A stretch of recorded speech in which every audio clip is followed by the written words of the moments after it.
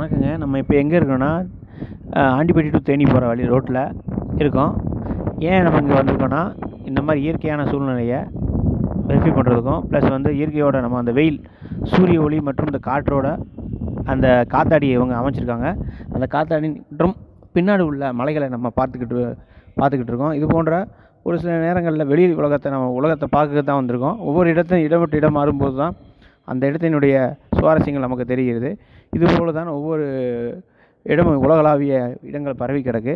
ஆனால் உண்மையிலேயும் இது ஈரப்பதத்தினுடைய காற்று வீசுதுன்னா அது மேற்கு தொடர்ச்சி மலை அடிவாரத்தில் வந்து இங்கேயும் அது அந்த எப்பொழுதும் அந்த அனல் காற்று வீசும்ல, அந்த அனல் காற்று இல்லாமல் காற்றுடன் சேர்ந்து எப்பொழுதும் வந்து அந்த ஈரப்பதத்துடன் வீசிக்கிட்டு இருக்குது. நல்லா இருக்குது காற்று. ஸோ நம்ம வந்து எப்பொழுதும் டென்ஷன் ஆகாத அளவுக்கு அந்த ஏசியில் நம்ம எப்படி ஒரு 24 25 வச்சா எப்படி இருக்கும் ஒரு ரூமில், அந்த அளவுக்கு எப்பொழுதும் இப்போ ஒரு சூழ்நிலை இருக்குது. இவ்வளோ சன்லைட்லேயும்.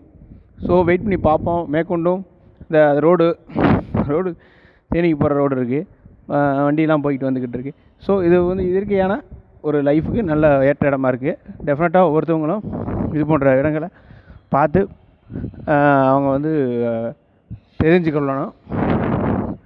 முடிஞ்ச அளவுக்கு வீட்டுக்குள்ளே இல்லாமல் இது போன்ற வெளி இடங்களுக்கு எல்லோரும் போய் பார்க்கணும்.